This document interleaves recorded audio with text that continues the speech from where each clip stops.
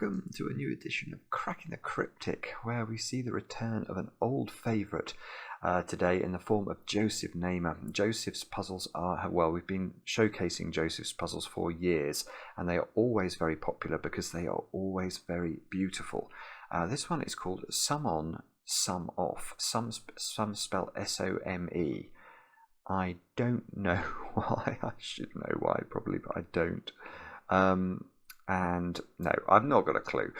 So I'll read you the rules of this in just a moment. I don't have much to tell you today, by the way. Oh, yeah, Mark asked me to mention our merch. So look, I'm wearing some at the moment. It's very, very, well, I think it's quite nice. This, I describe it sometimes as being very warm and nerdy, which seem to be two adjectives that, you could associate with the channel, I think. And yeah, it's very cool. There's a link to, if you want to get any of it, there's a link under the video. Anyway, let's get on with the rules of Joseph's puzzles. What are they? We've got normal Sudoku rules apply. Along a main diagonal marked in blue, digits cannot repeat. So along this diagonal here, we've got to make sure we put the digits 1 to 9 once each. Digits along an arrow must sum to the digit in that arrow circle. So let's imagine these cells were 1, 2 and 3. Well, 1 plus 2 plus 3 is 6, so you put 6 in the circle. And that's how arrow Sudoku works. So do have a go. The way to play is to click the link under the video as usual. And now I get to play. Let's get cracking. And the way we shall start probably is with, I can see 2 arrows that are very long. Let's start with this one in the top left. We've got 3 digits there in box 1, all of which have to be different. So the minimum we could make those would be a 1, 2, 3 triple. We just looked at this. So this arrow is already up to a count of 6, but it hasn't included those 2 cells. Now, interestingly, those 2 cells don't have to be different numbers. They could be both ones, look. So but what we can say is that this circle is therefore 8 and 9. We can also say that in each of the sets of digits, so this set, this set, this set, there's 1 degree of freedom. So these digits here can be from 1, 2, 3 and 4, and they must have a 1 and a 2 on them. This digit can be a 1 or a 2, that digit can be a 1 or a 2. But we know in one of those 2 cells there must be a 1, because it can't be double 2, or we'd get to 10 in the circle. Now, rather annoyingly, I can't see how to use that. So, no, okay. So maybe it's the other one, or maybe it's some, combination of the 2 of them that we've got to think about. Right, what's this one? Right, again, we've got 3 digits there, look, that have to be a minimum of 1, 2, and 3 in box 9. This line, this circle's known, because here, this unit, this has to contain different digits, whereas this one didn't. So they have to be a 1, 2 pair. These have to be a 1, 2, 3 triple, and that takes the total to 6 plus 3 equals, 9. So we get 9 off the diagonal in this box. And we get a 1, 2, 3 triple on the diagonal. So there must be a 3 in one of those 2 cells, which means this cell is not a 3.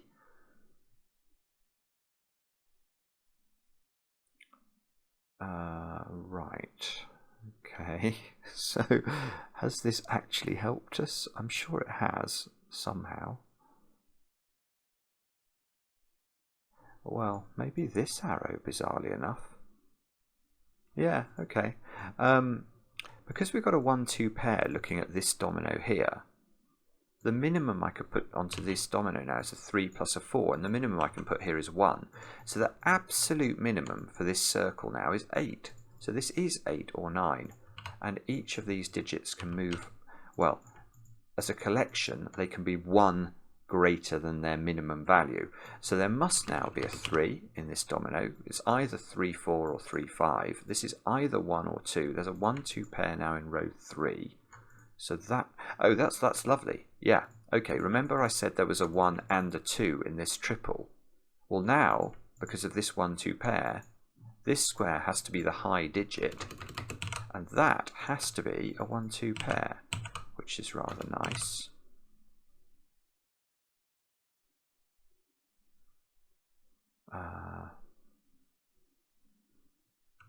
Okay. Right, in this column, this square has become a 3 because it can't be a 1 or a 2. So we've got 1, 2 pairs all over the place.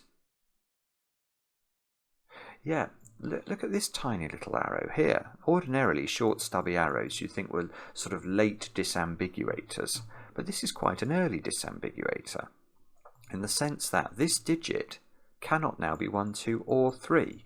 So it's at least 4, and this digit can't be 1, 2 or 3, so it is at least 4.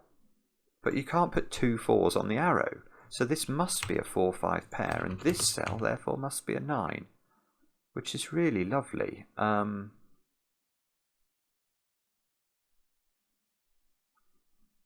But how does it actually help? That's the next question we need to wrestle with. I don't know. Right, it must be one of these other arrows then.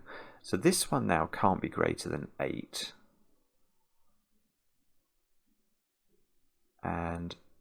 But that cell could be a very low digit. This one has to be at least 3 because it sees a 1, 2 pair.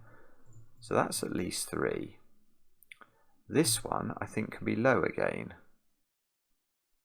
So we've got 2 possible low digits. Now I don't think this arrow is helpful. I might be wrong about that, but I can't. It looks to me like the minimum value for this is 5, with a 3 here and a double 1 in these positions. There's probably some reason that's impossible, but I can't see what it is. What about this other arrow then? So this cell here can be low again. It could be a 1. This cell here can be a 3. It can't be a 1 or a 2. So again, that doesn't feel...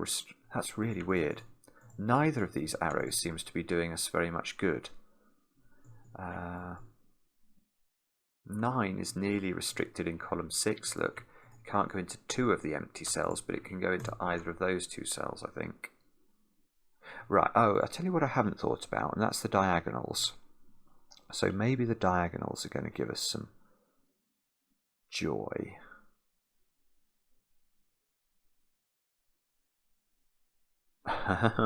Okay, maybe. Yeah, I've only got one other idea, and that's to colour the 1s and 2s, which I'm fast thinking is going to have to be my next port of call, because I'm not seeing anything clever here at all. Right, now the problem with colouring the 1s and 2s is I really want to connect the 1s. Yeah, you can. Well, at least you can probably do it. I think this cell here looks like it's sort of pivotal, doesn't it?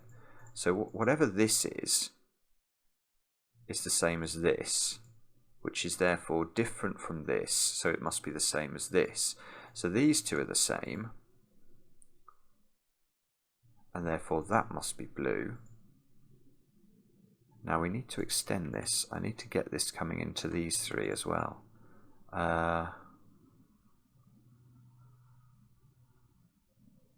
Whoa, hang on a minute. How do we do this? That's a good question, isn't it? Wow.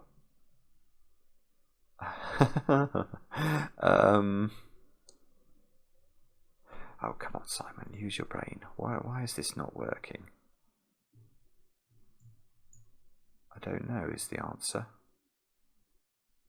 Orange is in one of those, orange is in one of those, I suppose. Oh, good grief, right, you can actually place orange in box 7, but you have to use the diagonal to do it. So this orange rules orange out of that cell, and this 1, 2 pair rules orange out of this cell, so orange can only go there in box number 7. But I don't think that's going to be enough. What about orange in the middle box? Can I actually do better? I can't put orange on either diagonal now, so orange is either here or here. It's probably on the arrow. I mean, that's where I feel it sort of belongs. But I can't prove that immediately.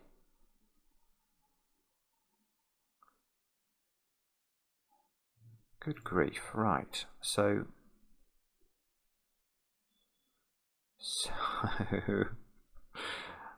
see, if I could colour this, I'd immediately know that these were both, well, if I could colour this blue, these would both be 1s, because they couldn't both be 2s and they'd be the same digit.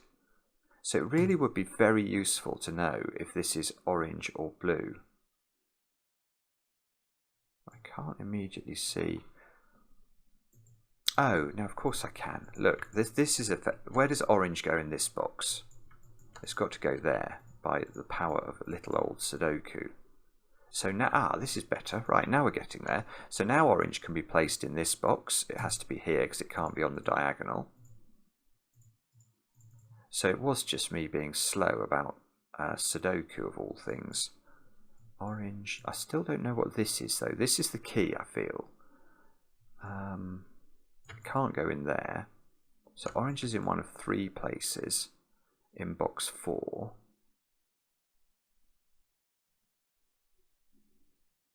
It's not good enough. So what is it then? Is it something to do with the... What is it?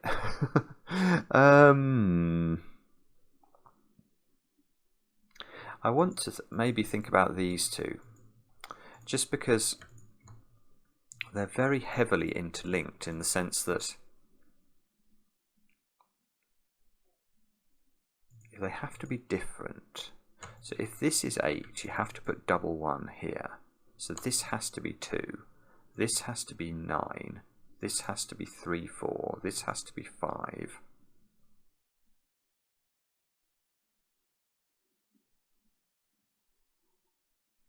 Ah, yeah, okay. That's not easy to see, my goodness. Right, that is not a 4, is going to be my claim.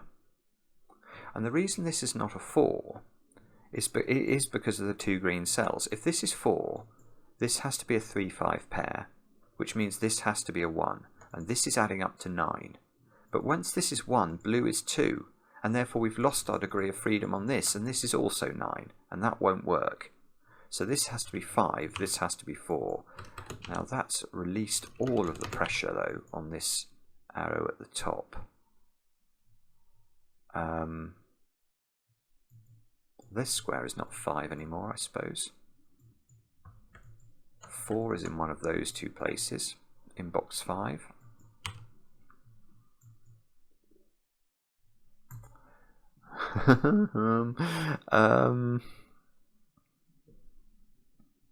Okay. So we're going to have to think harder, aren't we? I think I somehow need to use the 1s and the 2s. The question is how. So if this is 2, that's going to be 9, this is going to be 8, and that's going to be 1. And that looks sensible, I think. I'm hesitating slightly, but I think that looks sensible.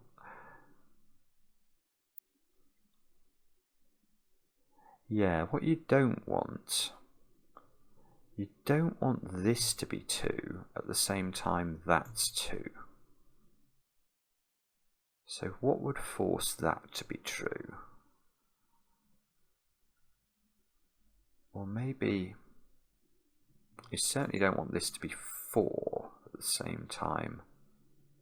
So is it something to do with the 4s? 3.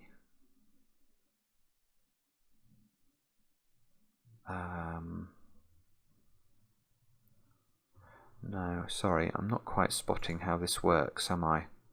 So I need to think harder.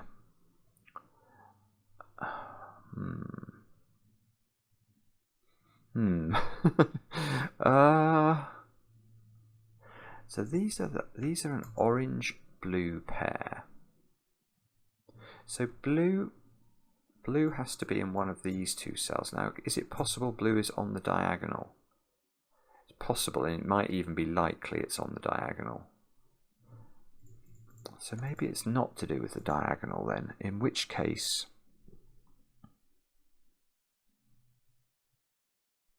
I don't know. Have I... Maybe I've got to come back to these other arrows again. Have I learned anything more about them now? This square has got to be at least a 3. Oh, yeah, right, okay, because I got a 1-2 pair in column 4, this square has moved up in value. I think I used to think this square could be a 1. So now I've got 3, 3. That's got to be a 1 or a 2, because it can't be 3, or this would have to be 9. So, oh, that's great. So that's blue. Still... so this is blue by Sudoku.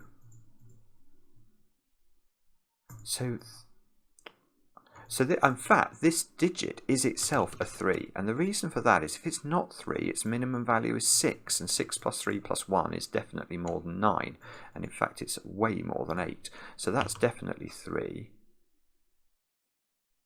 So there's a 3-4 pair by Sudoku in box 8. There's a 5 in one of these, which means there's a 5 in one of 2 places in box 2. Now, can we use... What's the restriction on this digit then? It cannot be... It's got to be 3 or 4. It cannot be more than that. Because if it's 5, once this is positive, we have a problem. So 3, 6... And this is at least 7 now.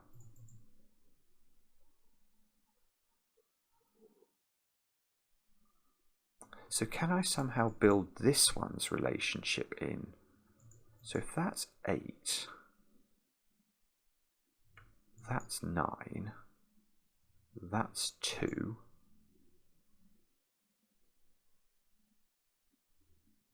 that's 1, that's 4, 8,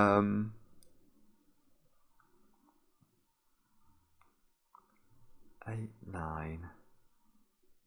If that's 8, then you get a 7 here, and blue has to be 1.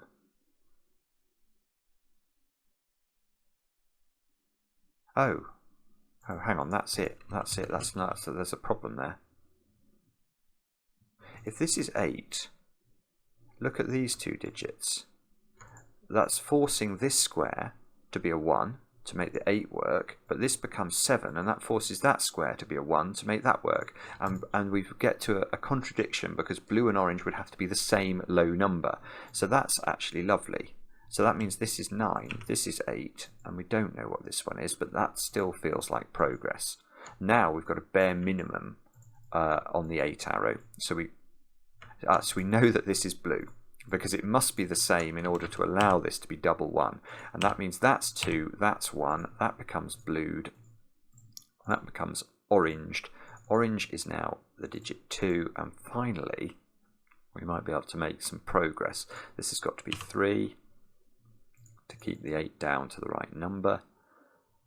Now that's got to be a 1, so this can still be either somehow. These two are obviously related, but we don't know how to fix that yet. Okay, so let's double click our 2s. Oh, okay. That wasn't a good idea. We've got a pair of 2s left in boxes 4 and 6. What about 1s? Can we? I never filled in the 1s. They're all 1s. So 1 has to be, 1 can't go on. Oh no, it can go on the diagonal. I haven't put 1 on. Yeah, that's the thing to think about. I haven't put 1 on the positive diagonal. So it's got to be in one of those 2 squares, so it lives in the corner. So that gets blued, and that presumably places 1 in box 6 indeed. So we've done all the 1s. We've done most of the 2s. We have not done most of the 3. But we've got the 3 here, so that fixes the 3 and the 4. I think that's been available for a while. 3's in one of those 2 cells. Is it on this diagonal? Perhaps. Let's just have a think about 3's and see if we can lock them down into somewhere a bit more propitious. No, 4's. I've got 4's dotted around all over the place. Oh, I tell you what I haven't looked at, and that's this arrow. I've not even thought about this. That square has got to be at least 4.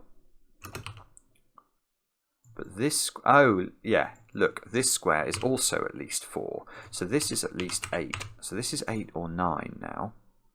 And these have a maximum value of 5 and a minimum value of 4.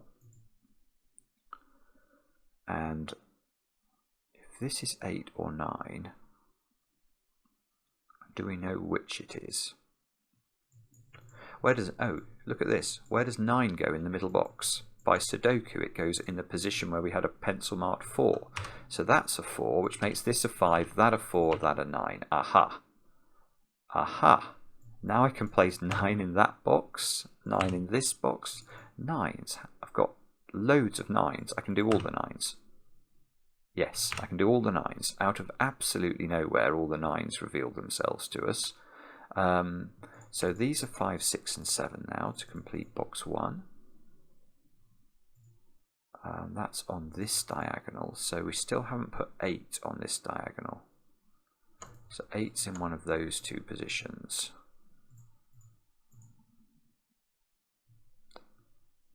Sort of feels like, okay, I don't quite know how to do that.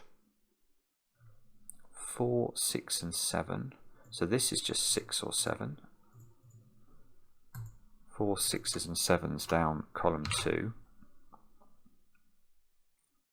5 is still ambiguous. It's funny, some of the digits in this we've done really well with, and others just we've hardly got anything at all in the grid. This square is a 6. Yeah, these are 6, 7s and 8s. Now, is there something we can do with that? I don't know. Is this cell now available? Is the sum on, sum off referring to these diagonals somehow? Could be, couldn't it? What about 3s? Let's come back to 3s and see if we can learn some more about those. Can I get 3s in some useful position somehow? Not quite, I don't think. 4s? Oh no, 4 is in one of those two. That's nearly useful. Oh, yeah. Okay, this is what we needed to spot. Where does 4 go in box 9? It looks, because it can't go on the diagonal, it's already appeared. It goes there. So now 4 is in one of these two. Is it on this diagonal yet? No. It's coming out of that cell.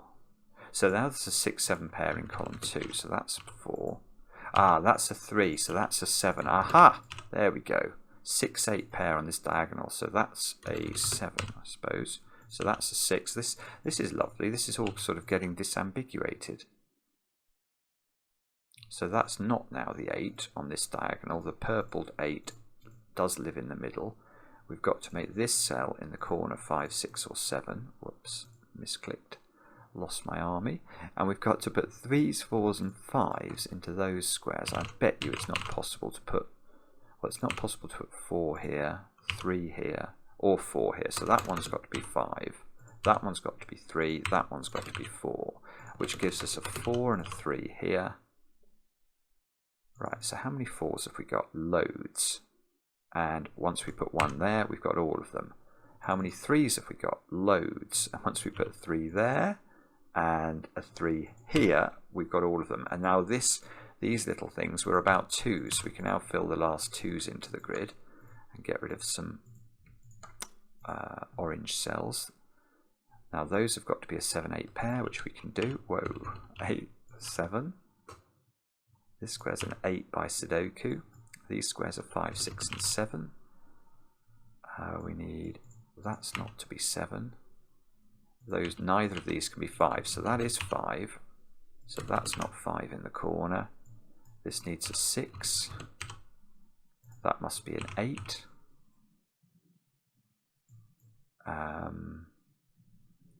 That cell's a 6 or a 7. So both, okay, so both diagonals are all but done. We've just got to sort of work out this pair on the negative diagonal. We need 7 and 8 in this column, so that's 7 or 8, and that's 7 or 8. These two squares have got to be a 5, 6 pair, so that must mean this is a 7 or an 8. 5, 6, 7, 8. Goodness, I've really struggled with this puzzle. I don't think this is that easy. Well, not. It's probably the way I've solved it, but I think that, you know, the interactions of the arrows is very interesting and not at all obvious to me. Look, where does 8 go in this row? It seems to be a naked or hidden single now. It doesn't seem to be able to go here, here. Yeah, this 8 is quite powerful, rules out those two. This 8 rules out that one. So 8 can only live in this cell, which makes this square a 7. That square is 7. That gets us that diagonal finished. Look, so suddenly we get a few more digits in the grid. That's no longer able to be 6. That's no longer able to be 6. Right, so what are these digits? These are 5, 6s and 8s. And that's not 5, and that's not... Oh, that is 5, because it can't be 6 or 8. And that 6 tells us the order of this. Ah, right, so maybe we should have looked here a bit earlier. That's now a 5 by Sudoku, so that's a 7. That's not 5. This square is 8. That square's 8, so that's got to be a 5 or a 6, and therefore the 6 in the corner is... Ah! It's doing the work. 5 and 6, that's a 6, that's a 5, that's a 7, and that's a 6. And that looks like we have solved the puzzle. Yay! Very clever, as always, from Joseph. His puzzles are superb, and they're very thoughtful. So the real thing, the things we had to appreciate about this one, I think I could have done much better with the 1s and 2s sort of Sudoku earlier on. But then we had to think quite carefully about how the circles could interact with the low digits. And yeah, it was critical to learn that this square was at least a 3. That allowed me to put pressure on this digit by making this... I think if I made that an 8... I can't remember actually. I think if that was an 8, I got to a position where I had too many low digits required. I proved that orange and blue were the same, which they're clearly not, and that was the way in. Yeah, very, very lovely puzzle. Hope you enjoyed it. Let me know in the comments. I do enjoy them, especially when they're kind, and we'll be back later with another edition of Cracking the Cryptic.